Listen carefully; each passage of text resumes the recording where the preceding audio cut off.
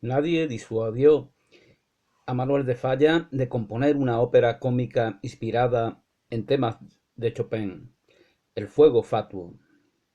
Antes bien, Martínez Sierra le animaba a componerla, presentándole el correspondiente libreto escrito por él. Supuestamente ahora todo el mundo dice que es de María de la O. Lejárraga. Fue un mal consejo. Falla dedicó todo el verano de 1919 a aquel empeño que carecía de futuro. Trabajaba con el denuedo de sus mejores ilusiones, aislado del exterior, encerrado en un piso de Madrid y soportando impávido todos los rigores de la canícula. Estaba poseído del entusiasmo creativo que le privaba de discernir el fallo original del planteamiento. Este solo se le hizo evidente por un comentario brusco de su antiguo conocido Albert Carré, cuando le ofreció la obra ya concluida. Carré le devolvió la realidad de su personalidad de compositor.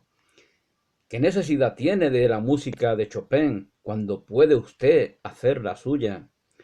La rudeza de la observación fue como un rayo de luz, también una luz súbita y los ojos acostumbrados a la penumbra.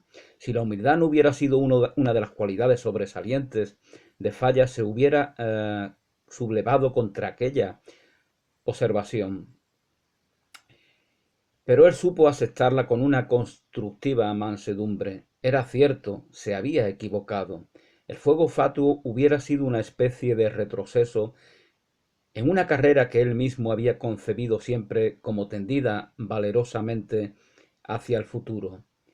No tenía más que una alternativa: guardar la partitura y olvidarla. Esto nos dice Eduardo Marcos en esta biografía de Manuel de Falla del Círculo de Lectores 1978, por si no lo había comentado anteriormente. Las anteriores estancias de Falla en Granada, fijaos que aquí se habla de anteriores estancias, cosa que no se dice en otras biografías que yo sepa, le habían dejado un regusto imborrable. Granada le causaba directamente las mismas embriagadoras impresiones que ya desde años atrás había presentido y expresado en forma de música.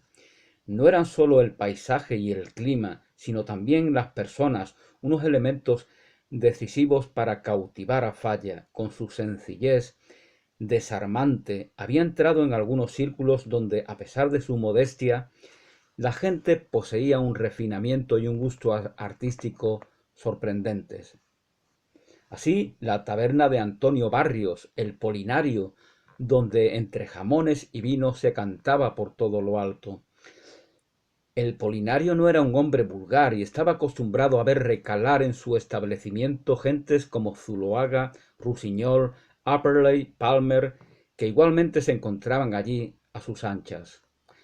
John Brown Trent describió la escena en estos términos: una tarde el señor Falla me llevó a una casa justo junto a la Alhambra. En el patio el pilar había sido ahogado con una toalla, pero no silenciado totalmente. Se oía un ligero murmullo de agua que corría a la alberca. Don Ángel Barrios, que es compositor en parte de la encantadora ópera goyesca El lavapiés, estaba sentado sin cuello y con toda comodidad, con la guitarra sobre sus rodillas. La había afinado de modo que en cierta extraña manera armonizaba con el agua que corría y estaba improvisando con sorprendente inventiva y variedad. Después se nos unió su padre y el señor Falla le preguntó si podía recordar cantes antiguos. El viejo señor se sentó allí con los ojos semicerrados, con la guitarra en un constante acompañamiento. De vez en cuando levantaba su voz y cantaba una de esas extrañas y fluctuantes melodías del cante flamenco con sus extraños ritos y variaciones característicos de Andalucía, mientras el señor Barrio acompañaba a veces rascando cuerdas a solas, mientras el señor Barrios acompañaba a veces rascando cuerdas solas a veces produciendo una especie de melodrama, tocando, otras un contrapunto, tratando a veces el canto como un recitativo y puntuándolo con cuerdas staccato. El señor Falla apuntó las que le agradaron o las que era posible transcribir, pues una de las mejores estaba llena de terceras y sextas neutrales, intervalos desconocidos o inexpresables en música moderna. Esa imagen de Falla que nos cuenta John Brand Trent, anotando lo popular, es decir, bebiéndola en sus mismas fuentes vivas, permite suponer cuánto gozaría en sesiones semejantes. También había tiempo para la charla reposada, casi erudita, con personajes de fuste, como el pintor Vázquez Díaz, que estuvo acompañándole en una de sus primeras estancias. Falla comprendía que allí estaba su centro. La primera vez que encontré a don Manuel, continúa John Brown Trent, fue una tarde tempestuosa de septiembre en Villa Carmona. Sobre la colina de la Alhambra se dejaba notar la inicial sugestión del otoño. Las copas de los olmos del duque de Wellington cabeceaban con un fuerte viento y el ganado y el granado bajo el que comíamos dejaba caer grano sobre el mantel con su piel deliciosa. Súbitamente descargó un aguacero, y cada cual cogió su pan, su plato y su vaso y corrió hacia la mesa. Nunca he comprendido tan bien las posibilidades de una situación romántica como cuando pisé ligeramente sobre un membrillo podrido que yacía en el sendero del jardín. Don Manuel de Falla describió todo el episodio como una mezcla de la soirée dans Grenada y Jardins sous la pluie, o como se diga, aunque el escenario era mucho más español de lo que Debussy podía conocer, ya que su relación con Granada procedía de los libros y postales que el señor Falla le había mostrado. La anécdota es reveladora. Pisar un membrillo podrido, la brusca mojadura a la sombra de un granado, no añade el autor los olores del jardín al empaparse su tierra, ni el sabor del vinillo, la vivacidad de la conversación, la risa de los amigos. Todo aquello formaba una unidad mágica que venía a responder a todas las apetencias humanas, pero también estéticas, de Manuel de Falla.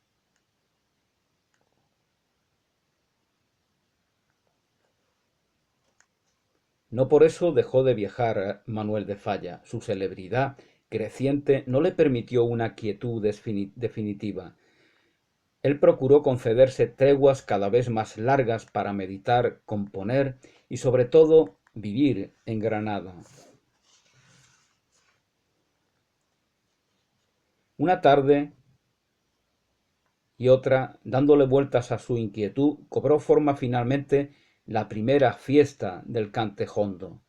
El papel de Falla es fundamental en ella, porque le confirió su prestancia y su prestigio, pero la iniciativa en su forma definitiva había partido de Miguel Cerón, en uno de sus paseos con el maestro por el Generalife. Fue magníficamente acogida. Las firmas que se estamparon en una instancia al ayuntamiento, solicitando que el concurso se incluyese en las fiestas del Corpus, de tanta raigambre granadina, por lo demás, parecen una recomendación más que suficiente de seriedad y categoría. Andrés Segovia, Ramón Gómez de la Serna, Melchor Fernández Almagro, Juan Ramón Jiménez, Ignacio Zuluaga, Felipe Pedrel, Fernando de los Ríos, Federico García Lorca, Enrique Díaz Canedo.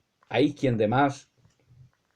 El concurso había sido descrito por Antonina Rodrigo del modo siguiente: el 13 de junio de 1922 es el primer día del concurso. Para presenciarlo acuden personalidades del mundo de la música. Kurt Schindler, director de la Schola Cantorum de Nueva York; Leigh Henry, director de la revista musical de Londres Fanfare; el crítico Trent, citado anteriormente, del londinense Times; Maurice Legendre, de la agencia Havas. Este periodista francés hace a Falla una entrevista horas antes de empezar el concurso y el compositor le explica las razones de este certamen. Escuchemos la voz de don Manuel, que nos dice que la tradición popular se perdía en Andalucía. Era una pena irreparable, no solo para Andalucía, sino también para la música universal. Pues los cantos populares andaluces, cuyo encanto conozco desde la infancia, cuando en mi hogar en Cádiz una criada venida de la sierra me los cantaba, han hecho llegar hasta nosotros elementos musicales preciosos. La plaza de los aljibes de la Alhambra es el escenario del certamen, un escenario único, dice don Manuel. Un balcón que vuela en el vacío y se enfrenta con la vieja ciudad, dirá el escritor granadino gallego Burín. Ramón Gómez de la Serna hace la presentación ante el jurado, que presidían Antonio Chacón, el emperador del cante, Andrés Segovia, el famoso guitarrista, Antonio Ortega Molina, Antonio Gallego Burín y una impresionante multitud. Se comenzó por seguirillas y soleares. Un chiquillo de 11 años se arrancó con una voz asombrosa, llena de sabiduría y sentimiento. Corre y dile a mi mare que no llore más, sino que vaya a la audiencia del CAI por mi libertad. Así cantaba el chiquillo. Este niño era Manuel Ortega, el que después sería el célebre Caracol, aquel al que cantó también con la mismísima Lola Flores, que luego se casaría con el Pescailla. Pues con este Manuel Ortega parece ser que empezó la faraona, su larga carrera musical. Continuaron desfilando los cantantes, pero la gran sorpresa, el asombro de los entendidos, llegó con Diego Bermúdez el Tenazas, viejo cantaor que en las sesiones privadas celebradas en el Polinario había conquistado a Falla, a Chacón, a Rusiñol, a Zuloaga, a García Lorca. Cuando le oyó por primera vez, Falla afirmó: «Es un arsenal de cante de verdad». Este prodigio de los Hondo había sido cantaor 30 años antes, pero se retiró por merma de facultades al serle atravesado un pulmón en una reyerta. El Tenazas, sereno, imperturbable, empezó: «Mundito engañoso, las huertas que da, que los patios que yo doy para adelante, que los pasitos que yo doy para adelante, se me van para atrás». Y luego, tras el delirio del público: «¿Cómo sé que contigo no me he de lograr? Por eso mis penas nunca van a menos, siempre van a más». Al Tenazas aquella noche los entendidos lo proclamaron padre del cante hondo.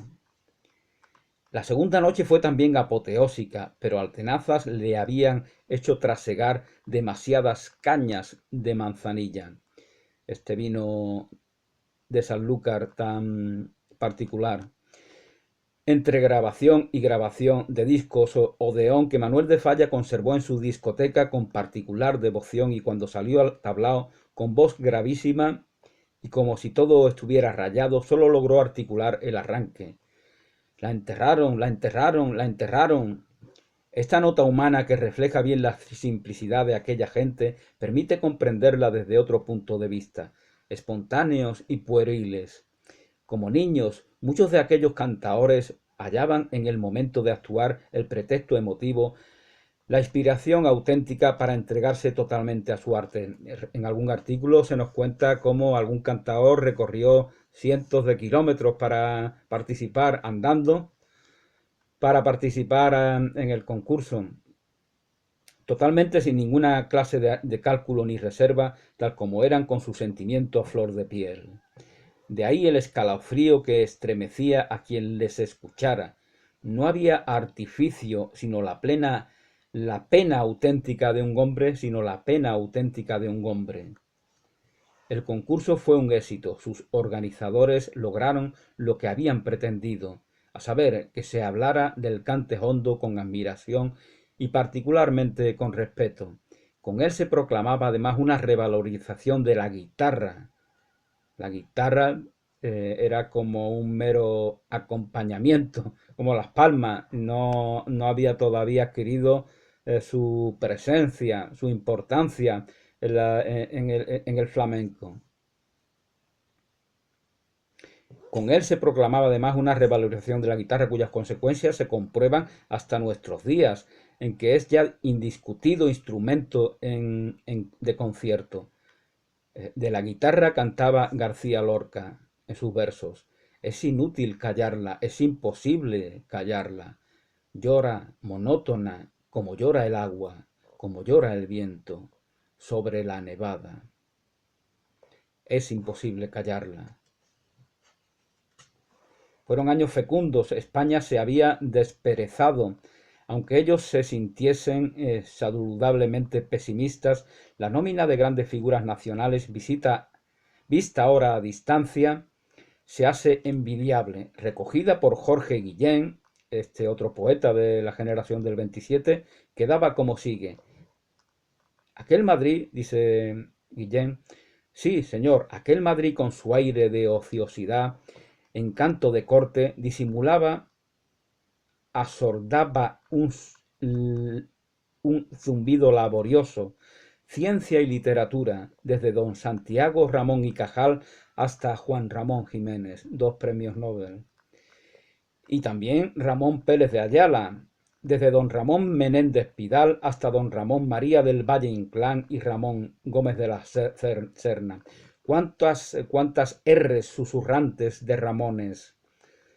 Entre don Miguel de Unamuno en su Salamanca y el Miguel más mozo, aquel Miguel Hernández, pastor gongorino y caldeloriano. Se enraciman por decenas los trabajadores beneméritos en Madrid y en Barcelona, en toda España. Un auténtico siglo de oro, nuevo siglo de oro de la literatura, de la música y del arte en España, que acabó con esa terrible guerra civil. Y Picasso, Pablo Ruiz Picasso y Juan Gris, que es un González, y Ricardo Viñes, catalán hispanísimo en París. Y Santayana, Jorge Ruiz de Santayana, tránsfuga, pero español, por América y Europa.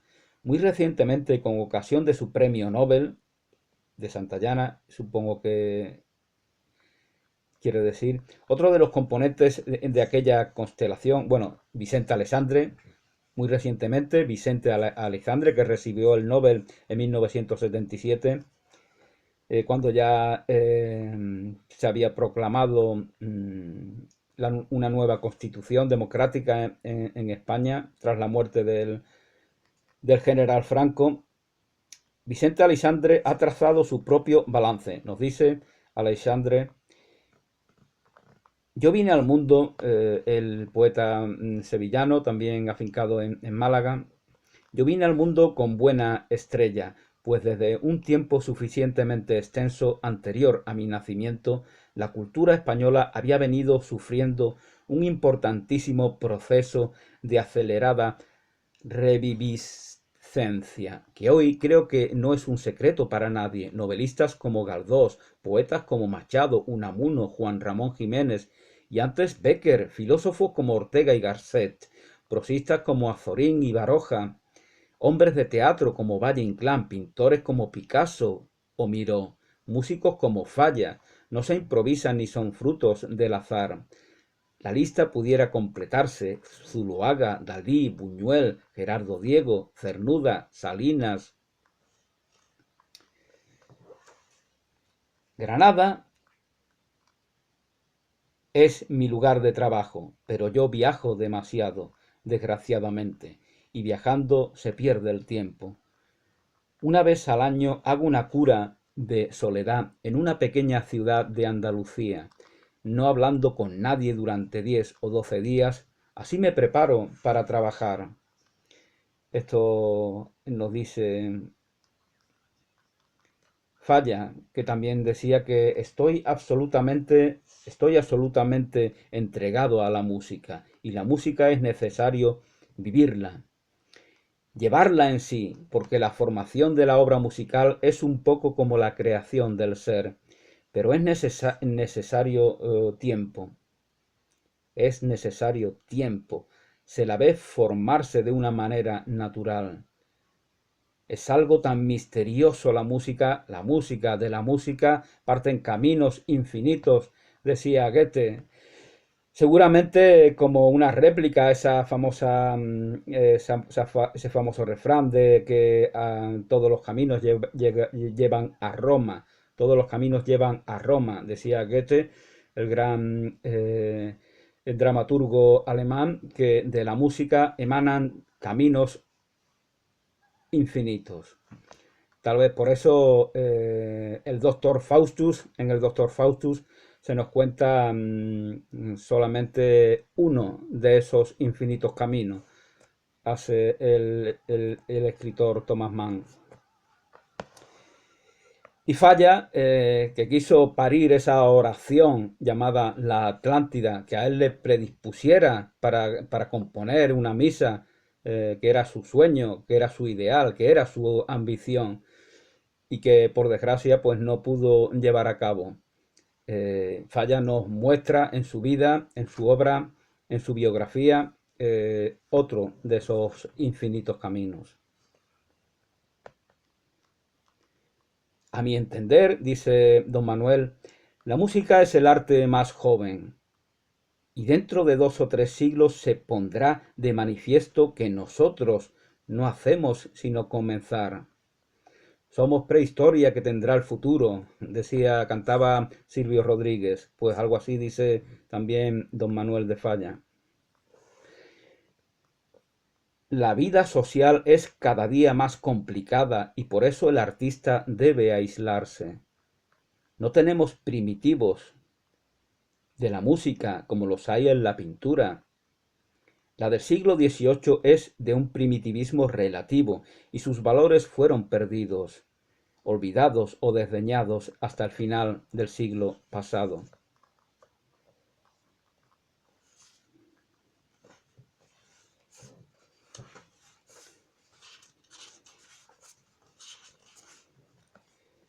No hay que penetrar mucho en Góngora.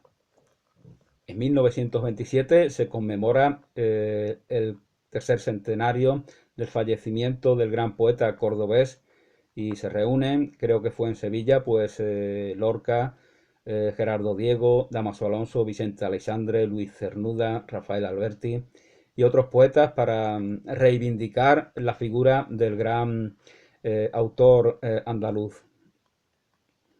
No hay que penetrar mucho en Góngora para comprender y aun compartir aquella simpatía de Federico. Se comprende en efecto que a este le agradasen versos como los de esta airosa letrilla del autor cordobés. No todos son ruiseñores los que cantan entre las flores, sino campanitas de plata que tocan al alba, sino trompeticas de oro que hacen la salva a los soles que adoro. Aparte de sus enrevesados sonetos culteranos, también cultivó Góngora muy bellos y sencillos romances y otro tipo de poesía popular. Era el momento de ofrecer a un nuevo Paladeo lo que había sido tildado de confusión barroca. Porque Góngora es barroco, en efecto, pero su restallar de imágenes no debe hacer cerrar el sentimiento a su belleza, como el espectador asustadizo que cierra los ojos ante un castillo de fuegos artificiales. Y naturalmente se queda sin gozar el espectáculo.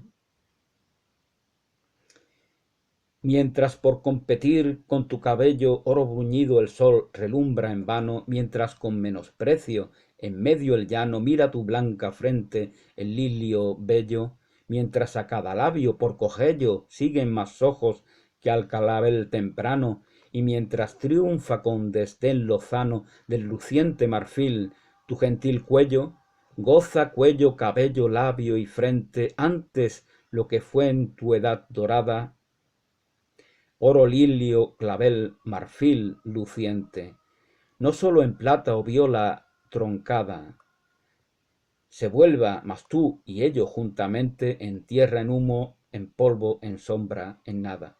Posiblemente la versión de ese Carpe Diem horaciano que nos hace Góngora en uno de sus sonetos.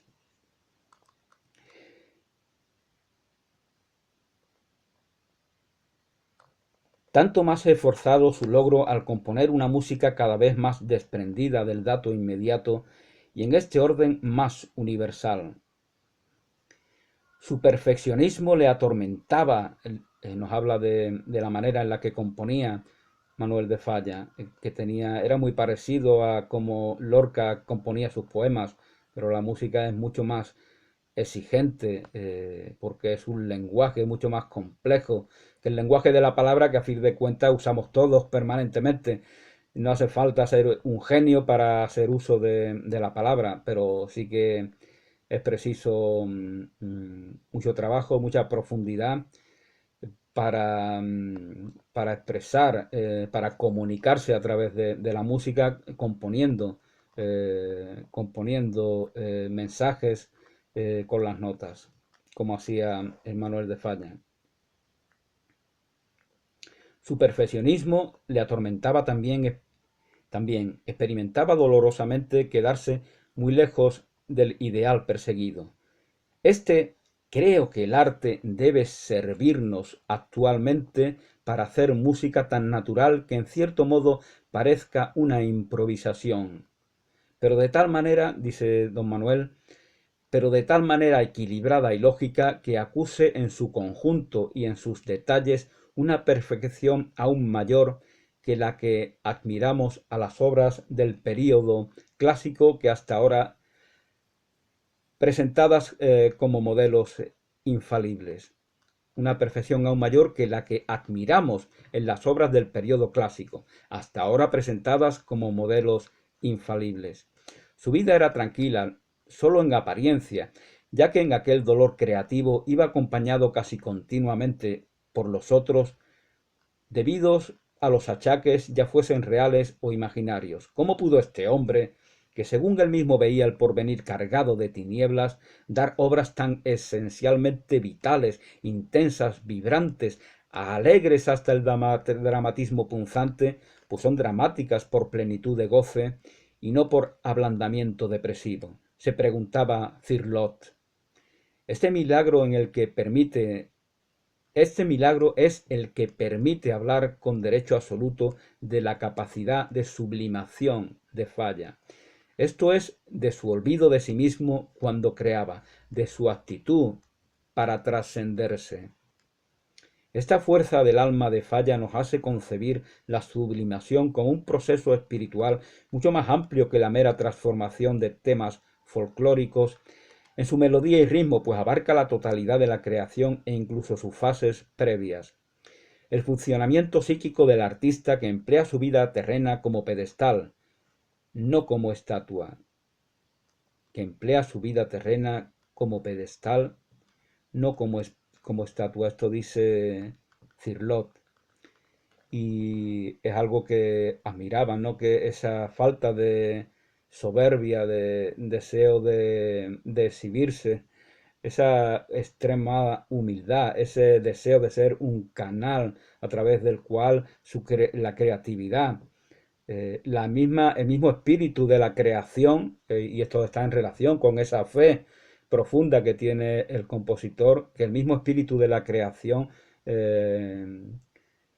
a través de sí mismo, como un canal de fruto en sus grandes composiciones. Y esto es ser un pedestal, según dice decirlo, y no una estatua.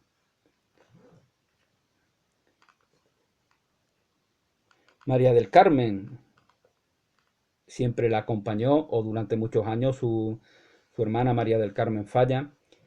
Dime, Manuel, hay corriente, alguien se habrá dejado mal cerrada la puerta, ¿quieres mirarlo? Semejantes minucias complicaban la existencia de los dos hermanos, pero María del Carmen se había impuesto el deber de atenderle para que su dedicación a la música fuese completa y sobrellevaba sus manías con una paciencia infinita. Por aquella, entre otras razones, los viajes le trastornaban. Eran una continua ocasión de enfermedades o incidencias desagradables. Por su gusto, él hubiera permanecido en su casita, recibiendo a los amigos al atardecer. Con ellos solía mostrarse ameno y locuaz, dejando que el mundo girase a su modo, pero no se lo permitían. Su correspondencia muy abundante le llevaba cada día nuevos compromisos, y si bien rehusaba muchos de ellos, otros eran insoslayables. Era también muy riguroso en materia de cortesía, por lo que no dejaba un dato muy importante, no dejaba ninguna carta sin responder. Ello le multiplicaba las... Imaginaos Alejandro Sanz que hiciera lo mismo. Es imposible, tendría que escribir 50.000 cartas cada día. Era también muy riguroso. Esto me recuerda, por ejemplo, aunque no tenga nada que ver, a Ingrid Bergman, ¿no? Cuando Ingrid Bergman se separa de su marido y se echa un nuevo compañero con el que tiene un hijo. eh, Muchos de sus fans puritanos empiezan a escribirle cartas insultándola. Eres una infiel, una adúltera. Y Ingrid Bergman dice que leía todas las cartas, y entonces su pareja, que luego se casaría con él, que sería el director Minelli, supongo, si no me equivoco, o Rossellini, bueno, ya me confundo los directores. El caso es que le preguntó que por qué leía todas esas cartas y la mayoría la estaban insultando, y decía Ingrid Bergman, es que seguramente en alguna, como efectivamente ocurría, había personas que le estaban apoyando y que le estaban animando, que le estaban enviando palabras de afecto, y ella no quería dejar de leer a esas personas. Entonces, para buscando esas cartas se leía todos los insultos de la gentecilla ociosa. Ello le multiplicaba, como comentaba, las dificultades para eludir invitaciones y contratos, porque hacerlo satisfactoriamente suponía dar una excusa válida. Y no siempre disponía de ellas. Otros tantos motivos de desazón para el maestro. No siempre disponía de la excusa adecuada ante las numerosas invitaciones que recibía Falla. Él se mostraba igualmente atento con todo el mundo. La gente sencilla le quería mucho, porque podía hablar con él con la mayor naturalidad, de igual a igual. Era muy tolerante con los demás, tanto como riguroso consigo mismo. No establecía barreras, su puerta estaba siempre entreabierta para todo el mundo. Ya lo contaba Ernesto Halfter, cuando se convierte en discípulo de Falla, se pasa una larguísima temporada que está todos los días en casa del maestro.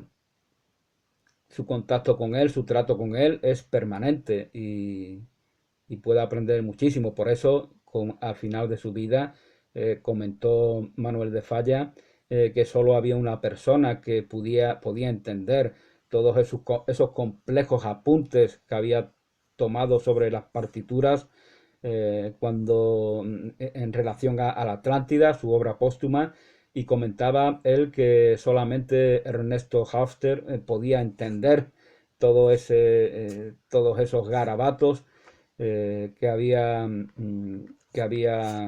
dejado en numerosos papeles.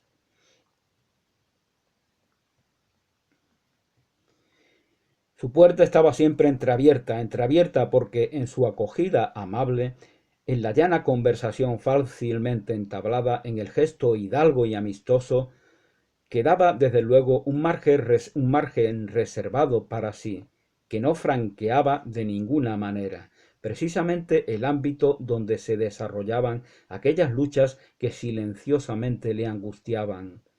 Era su reducto, la sede del misterio por el que el hombre menudito y doliente se desdoblaba en un raudal de energías creativas, energías sufridas. El soneto a Córdoba fue estrenado el 14 de mayo de 1927, soneto a Córdoba de Góngora, al cual pone música Falla. Fue estrenado en la sala Pleyel de París por la cantante Madeleine Gresley. Hubo quien opinó que la música era demasiado austera para una voz femenina. Poco importa, había sido la ocasión para caminar juntos un trecho del arte, el antiguo racionero de Córdoba, refinado y exquisito, y el moderno compositor no menos severo y exigente. Dos genios se dan la mano con 3 siglos de diferencia entre ambos. Se habían abrazado en el 2027, pues celebraremos también el cuarto centenario del fallecimiento del poeta cordobés. Se habían abrazado fuera del tiempo, cuyo es el ámbito de la música, fuera del tiempo. Y su abrazo ahí queda. Y aquí queda también este vídeo. Seguiré comentando pasajes de esta biografía de Eduardo Marcos que yo pensaba que podía ser Luis Carandel, tal vez me equivoque. Gracias y hasta pronto.